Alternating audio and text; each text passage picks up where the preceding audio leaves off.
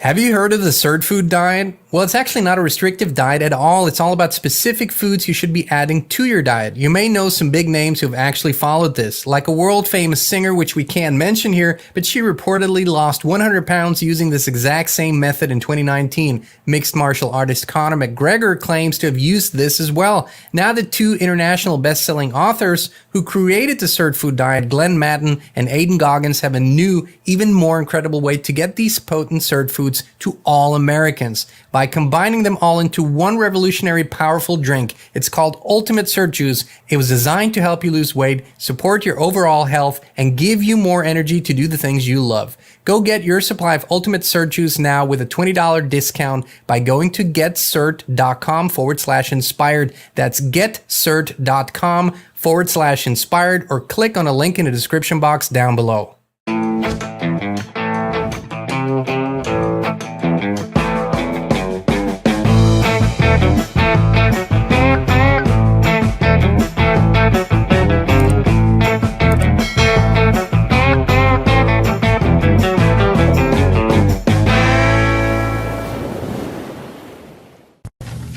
Mr. Gates, did you ever have any discussions with any representative of Real Networks concerning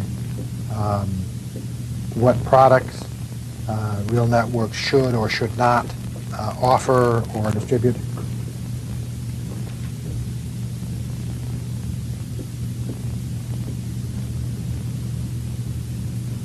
No. Or there are advertisers on Twitter that Linda Yaccarino will come and say, you got to stop, man. Or, you know, I can't get these ads because of some of the things you tweet.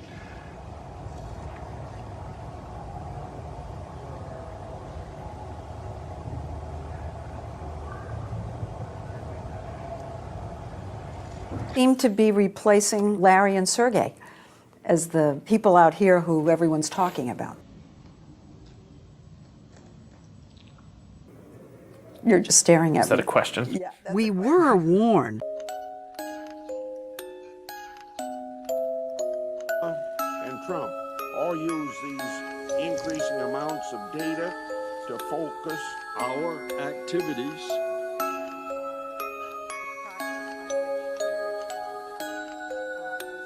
Cambridge Analytica was able to purchase. Conservatives, and I just was as a final question, can you assure... Are the allegations true that you are secretly a lizard? I'm gonna have to go with no on that. I am not a lizard. 100 years from now, what are you looking at? You're looking at a god. Well, it'll be less than 100 years. I mean... So you're looking at a god in 50 years? Less than that. I mean, once we have an ability to emulate everything that humans can do, and not just one human, but all humans. Yes. And that's only like 2029. That's only 5 years from now. And then it will make better versions of that. So it will probably solve a lot of the problems that we have in terms of energy storage, data speeds. Right. Computation speeds. And also medications. For us. For humans, yeah. Well, wouldn't it be better just download yourself into this beautiful electronic body? Why do you want to be biological? I mean...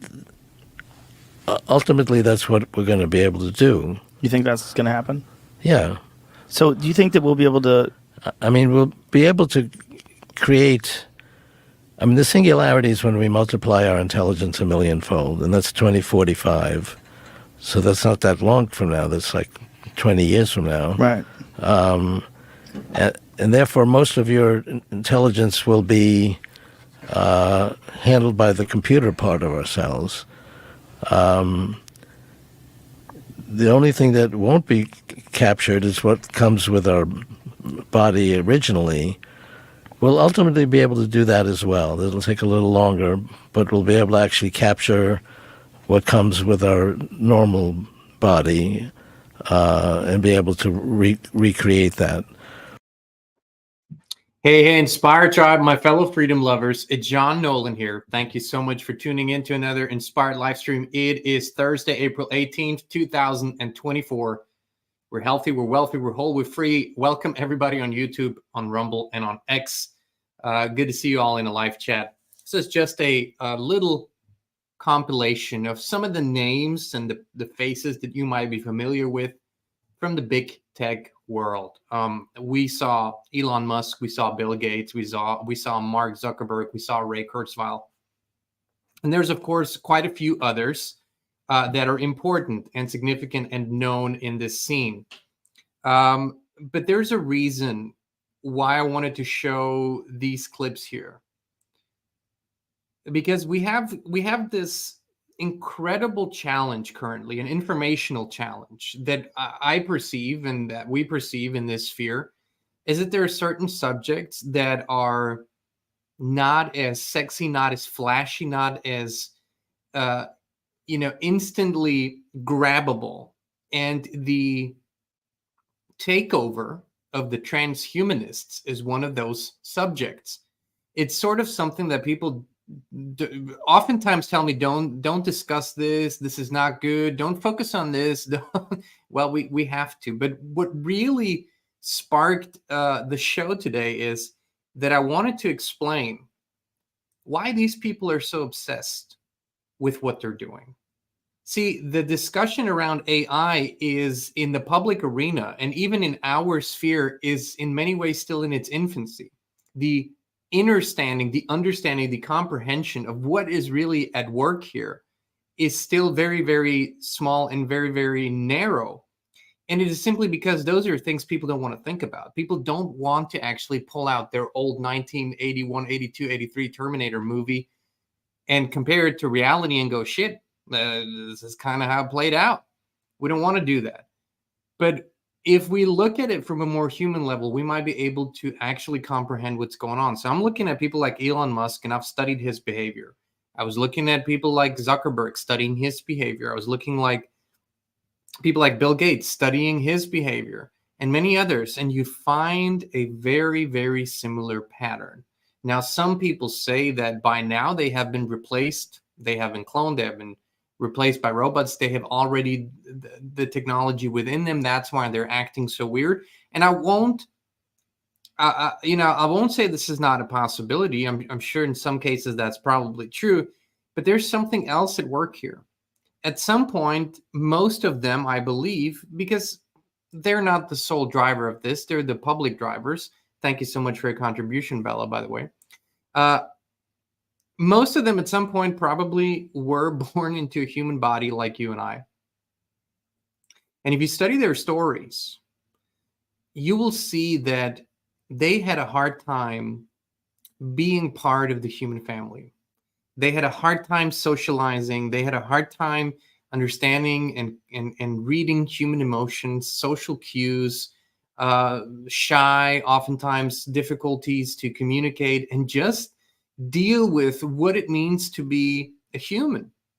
You know, the emotional roller coasters, the conflicts that we have, the challenges to talk to strangers, the conflict resolution, all these things that humans need to learn, as they grow up to navigate this realm.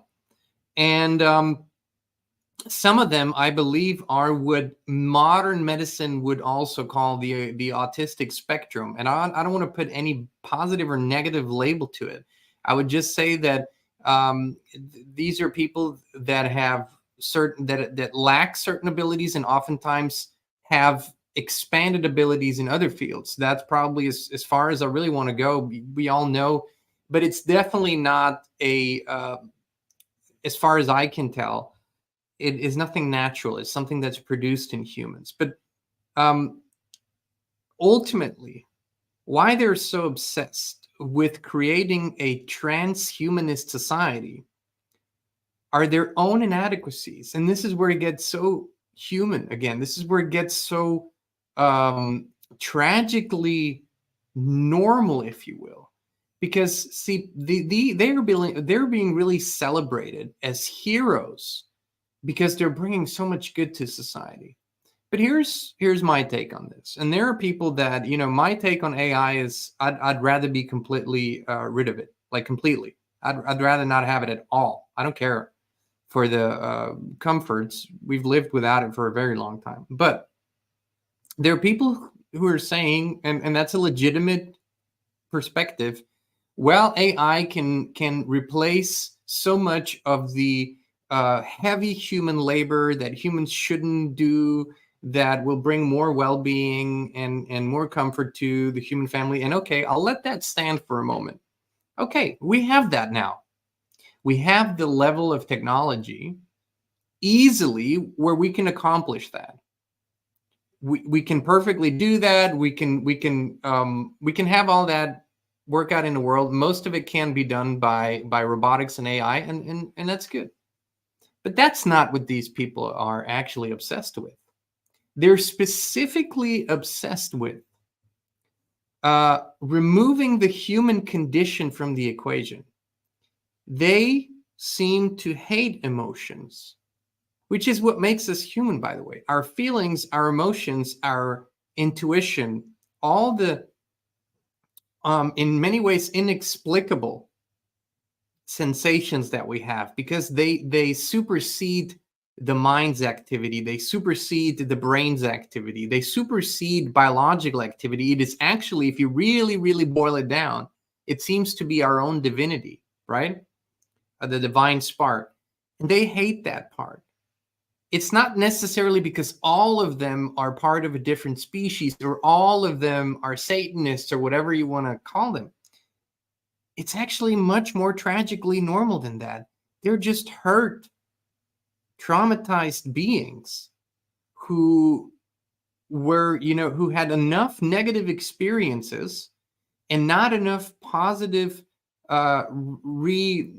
strengthening and affirmations and positive guidance to learn to deal with it, or inability to learn to deal with it. So what are they doing? They're investing all of their knowledge, all of their money, all of their energy, all of their time into removing humanity from the equation.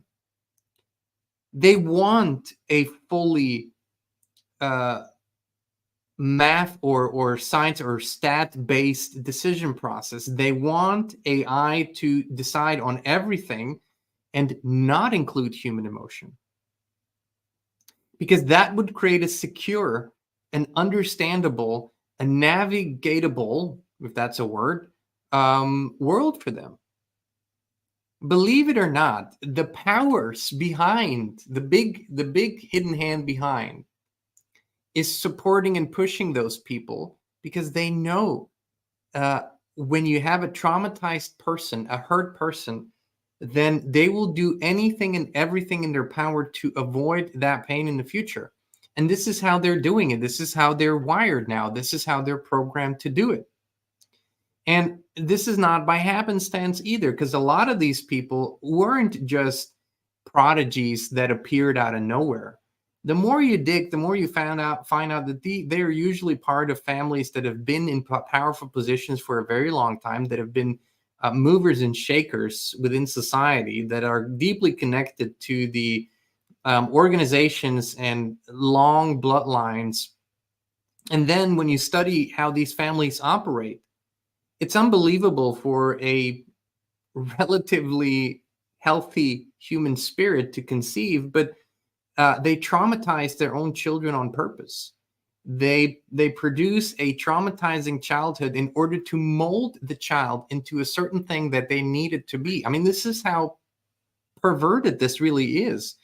And it, nothing opened my eyes as strongly as reading our dear friend Kathy O'Brien's book, Trans being in a trance, Transformation of America, which in and of itself, it's her life story. It's her autobiography, if you will.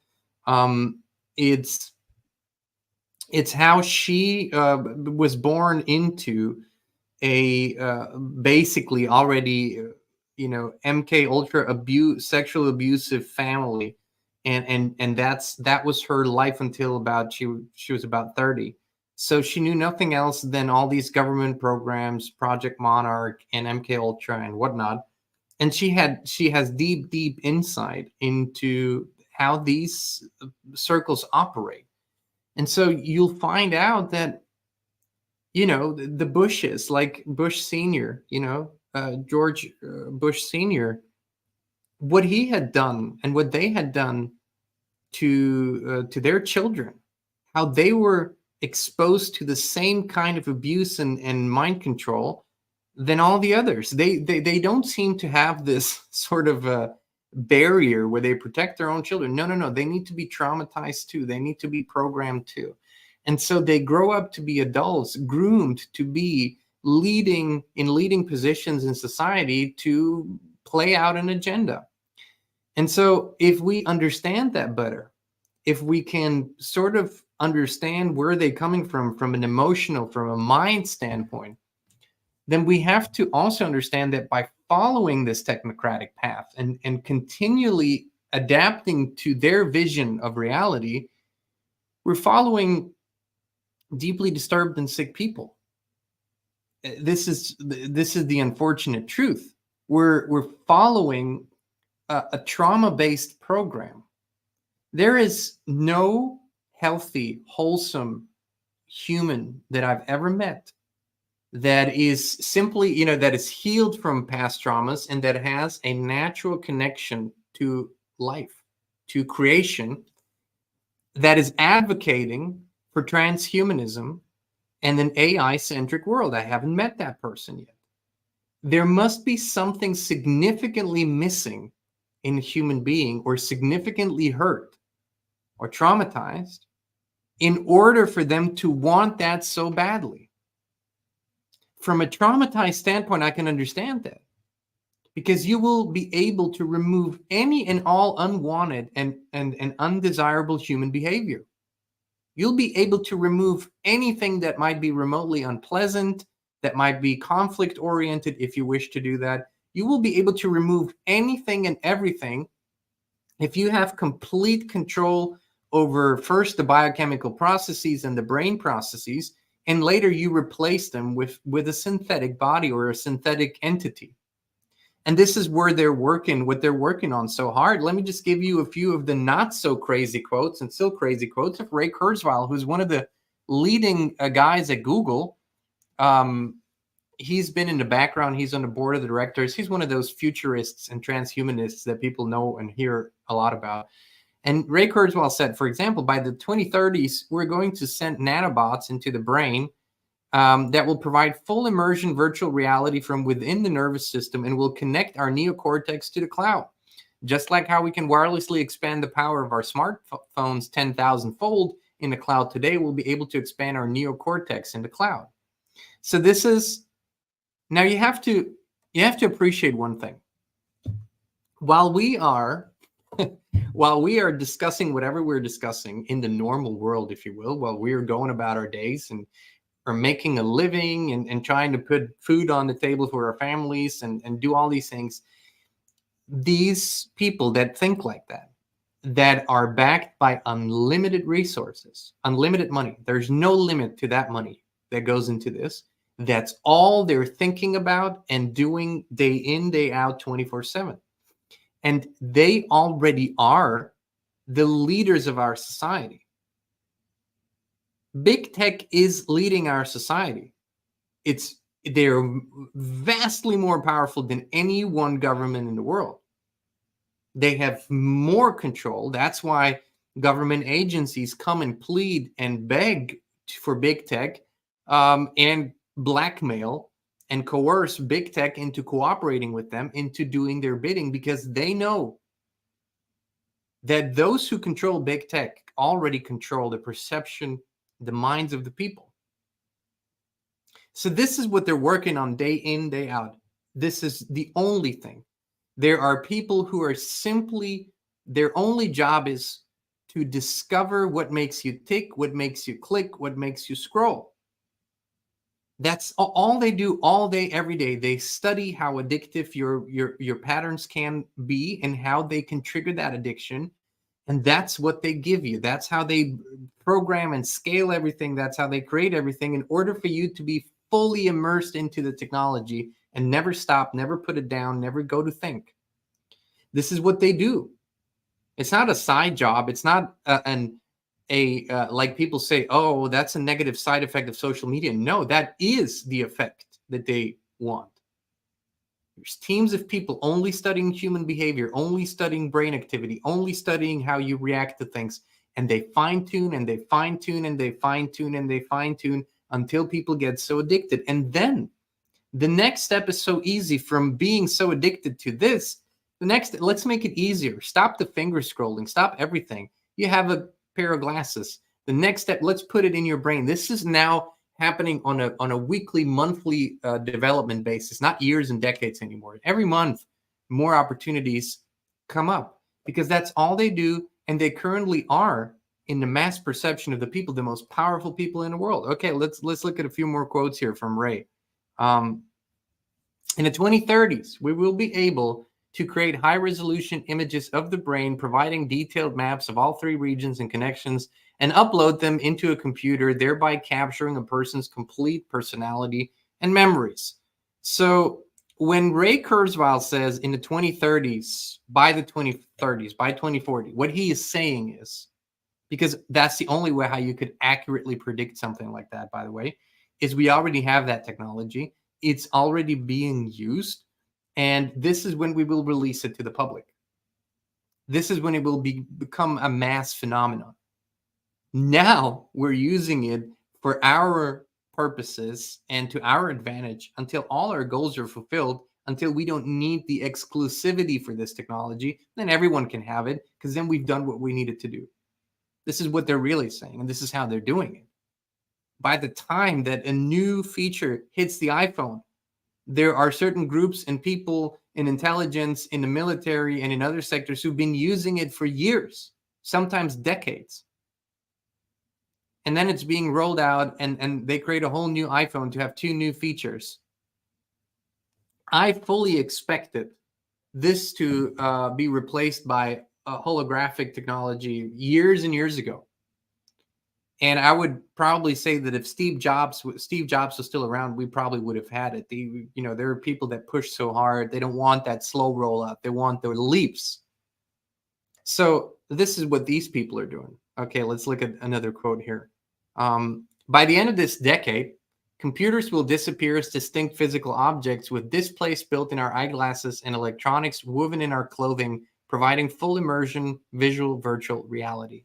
So this is where these steps are all going. And as I said before, this is really nothing to do with just making hard labor more convenient for humans. This is nothing to do with taking complex things away from us and automating them. We already have that. We could stop here. We could fully stop here. This is about their belief that the human condition is something inherently flawed, something bad that needs to be first controlled, then altered, and then removed from the equation. Because what they believe is that you can actually, that which makes us real human, the spirit, that you can actually put that in a cloud. Sure, you can probably do that with personality, but the real human spirit, imagine, this is what they're after. They don't understand it. It's a mystery for them, but they also know it's the source of the greatest life force and energy. So you take that and use what I shared with you and go out and observe from that perspective. Look for the traits of traumatized people, and you will find them in almost all of these big tech guys. And women, of course. When I say guys, I mean, men and women. You'll find that over the last 2 decades, the people that have been pushed into powerful positions on all levels of society are at a whole new level of traumatized. And at this level of traumatized, it tends to lean over into insanity. And this is what we have. We have insane people running the show. But because we don't understand it properly, we still sort of kind of go along with it and we follow the program. And this is the conversation that we need to be having. We need to have this conversation, and it's been a real challenge to get this topic out there as something that is being discussed on a bigger level, that is being discussed at the pub, that's being discussed at the dinner table, that's being discussed over coffee, that families and friends and colleagues have serious talks over. The technology, the rollout of AI as a convenience tool for all sorts of business applications is so rapid that nobody has the time to think about what that means, that nobody thinks about the capabilities that we're losing. I mean, I can tell you, handwriting has gotten so bad.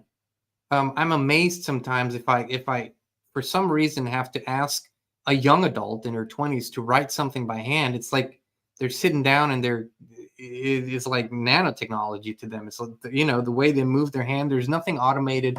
There's nothing inherently working anymore. It's just very, very strange to observe that. Of course, because there's no more practice in schools, that's been replaced with screens. When handwriting was one of the best tools to connect the left and the right brain that our education system tends to divide and everything else, and that connects the left and the right brain and our hemispheres, allows us to be a fully functioning human being. When cursive was taken out of schools, that was the first big step. In cursive, you connect literally everything, and through that connection, you connect the hemispheres of the brain. All of this we're losing at a rapid pace. Dr. Nils, whom, you know, Frank Jacob and I talked about him, and he's finally getting more and more attention, recognition, has shown us, however, the last 10 years or so, our neocortex capabilities have gone down significantly. And there are multiple reasons for that he identifies, from medical intervention to social media to the rapid patterns that we see in the digital world. And so our neocortex that allows us to compare our present moment experience to past experiences and analyze and sort of, this is what we do, right? We walk through a room, we talk to someone, our neocortex is analyzing what we're doing, and it's comparing it to the knowledge that we already have, and is allowing us to have a sensible response to our reality.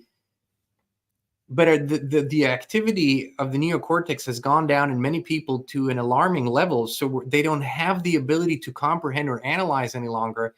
They just react like it's the scroll. You see, react, see, react, see, react. You don't think about it any longer. You don't sit down and reflect on something. And the ability is going down. It's not just that people don't do it. They don't have the capability any longer because the neocortex activity is going down. And this is, of course, what happens when people stop calculating things in their mind and they stop for years, they lose the ability to do it. They have to relearn it. But after a generation or two, that ability is so dormant that there's nothing to relearn. So we have already lost so many of those abilities, and we're losing them more and more at a rapid pace because of our sort of very uncritical adaptation of technology in our lives. And so that's why I said you need to literally take technology to a large extent completely away from your children. And of course, as a role model, be the role model and do things by hand, do things analog, right? Build something together, show them the skills that we have as humans and what we can do. And that is an effective and a positive counteraction to the digitization of our world, is to actually instill real talents, real craft, real abilities in our upcoming generations so they have it.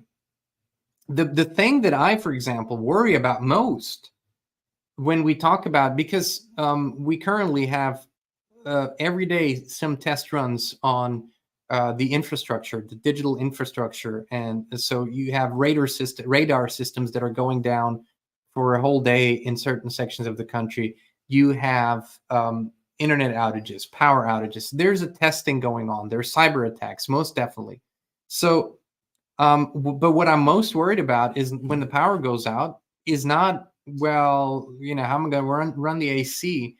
What I'm worried about is looking at every kid from about 8 to 18 right now, and even the ones that are in their 20s, that for the first time in their lives won't have access to a screen.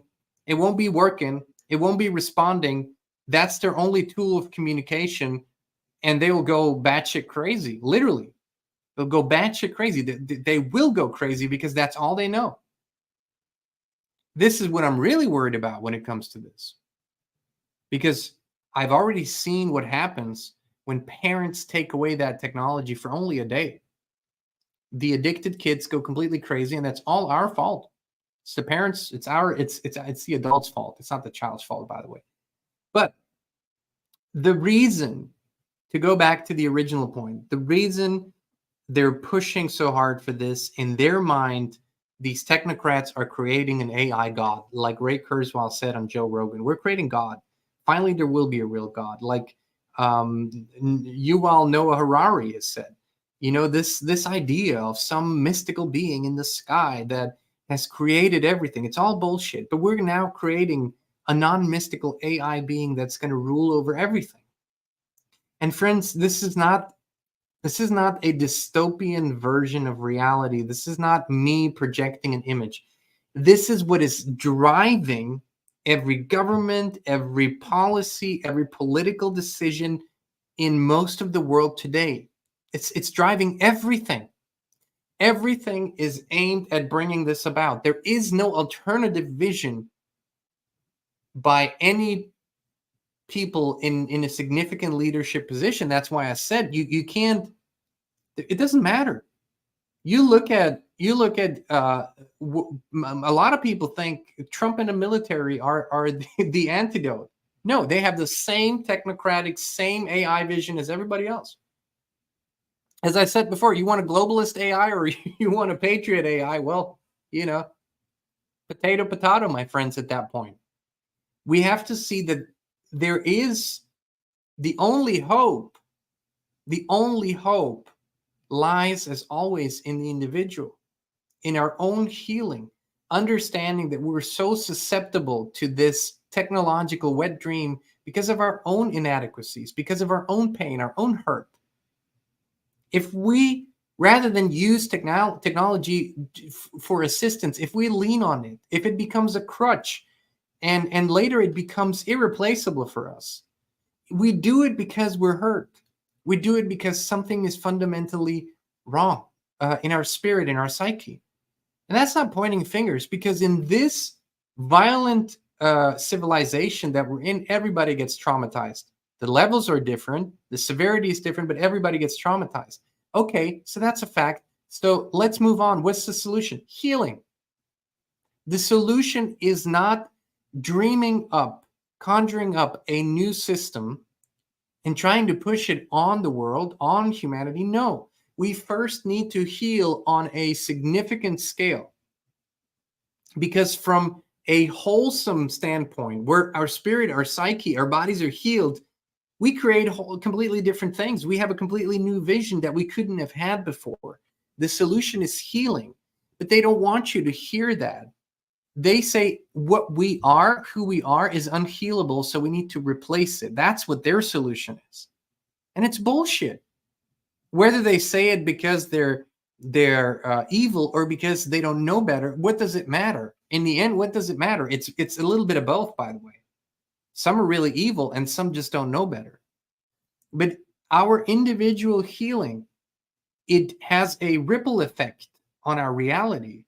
It starts affecting the people around us because we are different when we're whole. We start treating them differently and they get inspired to work on themselves. And this is the only solution to the world's problems. It's not even going out and just growing food or anything that we love to talk about.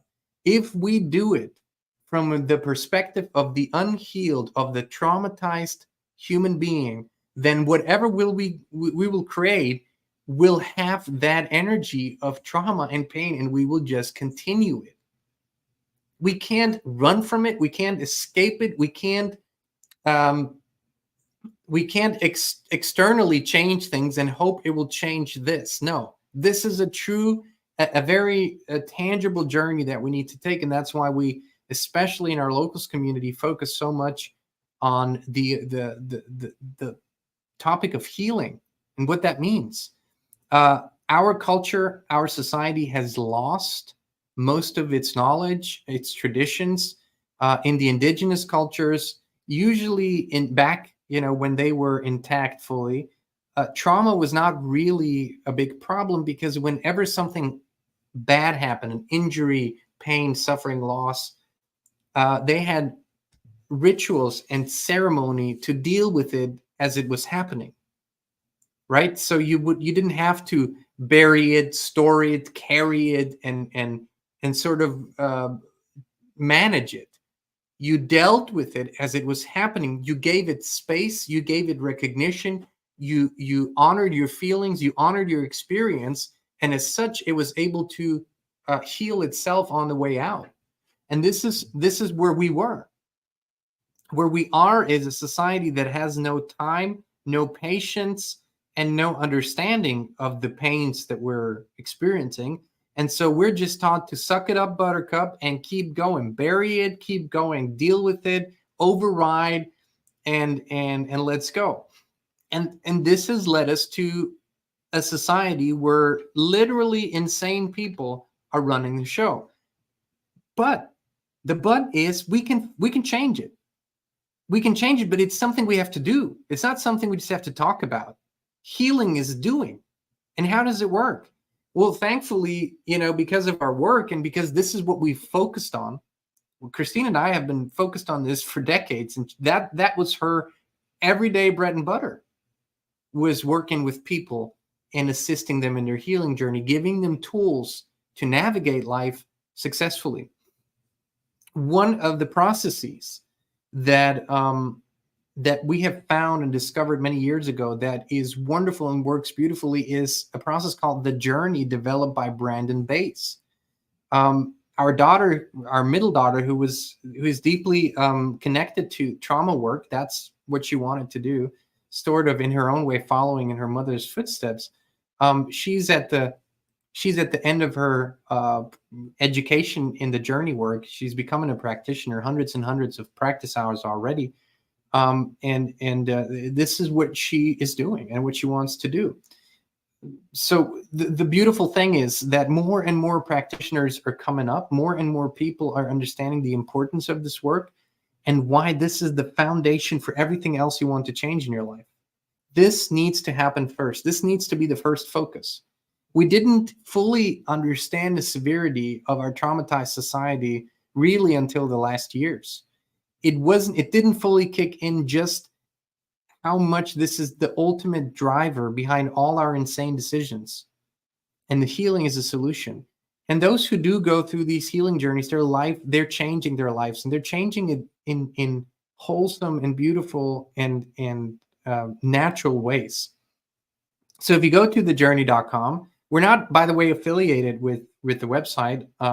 It's just a process that we love and that, we recommended this education for our daughter when she talked to us about it.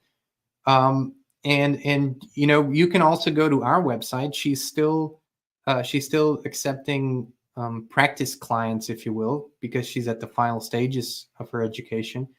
You can go to our website, theinspiredchannel.com, click on healing and reach out, learn all about it. The second modality that we really love is called family constellation, systemic constellation therapy. And there's two trusted sources that we have in the whole world. I'm sorry, it's such a complex study. And so this is not something people can learn in a year or even, a short period of time. This is a long study, but it is one of the most effective tools. Again, something we've been using for decades. And Christine's very, very well versed in it. She's done hundreds, if not thousands, of family constellation sessions. And there's a gentleman in the United States called Mark Wallin. Look him up. He's written a book or two, and you can learn all about it. And there's a gentleman in Austria for the German-speaking world called Dr. Heinz Domig, D-O-M-I-G. And he's still doing sessions. He learned it from the original founder of this modality, Bert Hellinger. So these are two trauma healing tools that we greatly recommend that. We've been seeing success with this over and over and over again. We've seen life-changing things over and over again. And part of our intention over the next months and years is to inspire potentially millions of people to go on a healing journey. I'm sure there are other great modalities out there, and I know we've gotten in touch with other people. I know there are indigenous, which, by the way, all of this knowledge of these modalities is in one way, shape, or form based on indigenous knowledge. It's not just that it came out of thin air. It came from studying traditions, studying truth, going way, way back. And what we also want to inspire, and this is going a little deeper, in our community of truth seekers and speakers, authors, researchers, filmmakers, we've noticed that a lot of them have amazing information. They've done deep research and studies, and they're bringing such valuable information to the world, but oftentimes their solutions seem to be born from still a place of pain and unheard trauma. And this is not blame that I'm putting on anyone. This is the human condition that we've all been exposed to.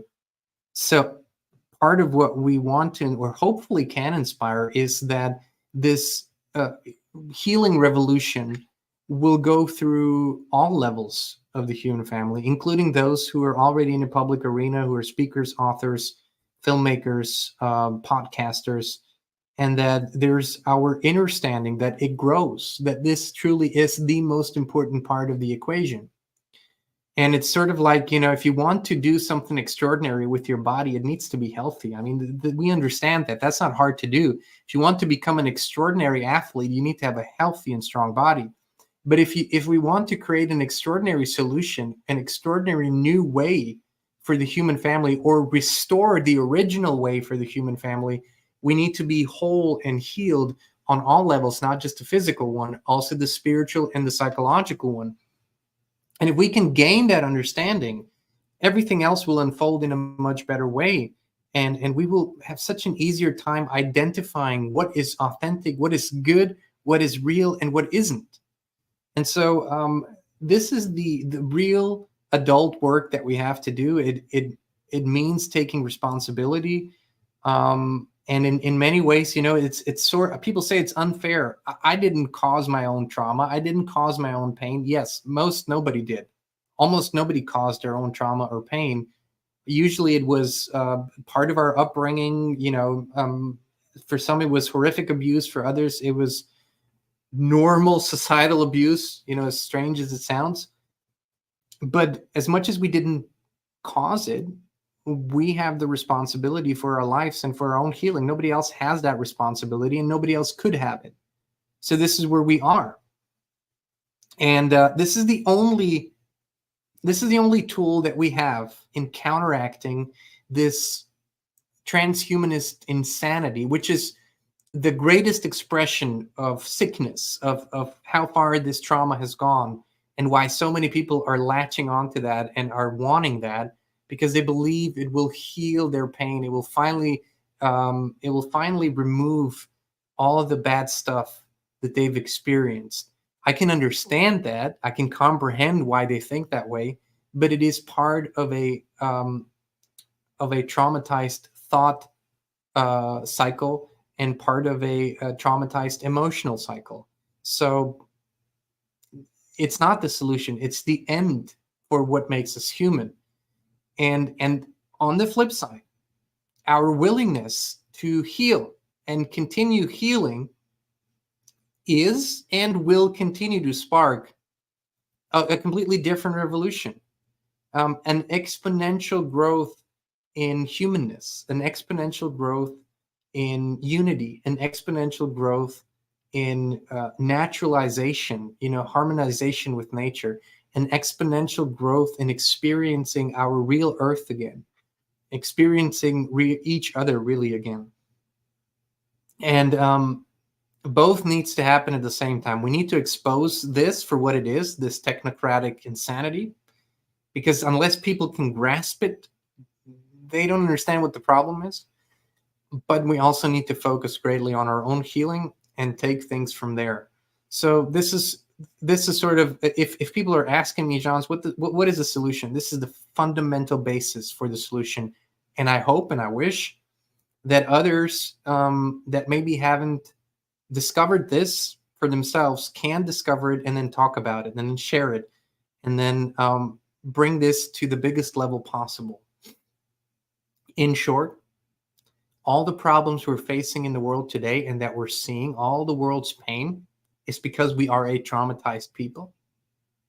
And as such, the greatest solution for all the world's biggest problems is our healing first and foremost. Everything else comes after that. All right, my friends, thank you so much for tuning in. I have some, a personal positive good news. My new song, and many of you don't know that I'm actually an artist and songwriter. That's where my heart was really at for many, many years and decades. Started writing songs at 14. Had an award-winning album and tours and a music career, and was literally guided to merge over or lean into this work a lot. It was very important. Is still, I believe. That's what I feel. At any rate, I have a new song coming out tomorrow. It's called Time to Be Free. I'll share it with you here. And, I'm thinking of playing a little acoustic online concert tomorrow in our Inspired community on Locals. If you hop over inspired.locals.com, if you want to join us. I don't know the exact time, but it's happening tomorrow or on Saturday. I'll just sit down, play a few songs, share a few stories. And be human with my brothers and sisters. Much love to everybody. We love you. We appreciate you. We'll be back with you again very, very soon.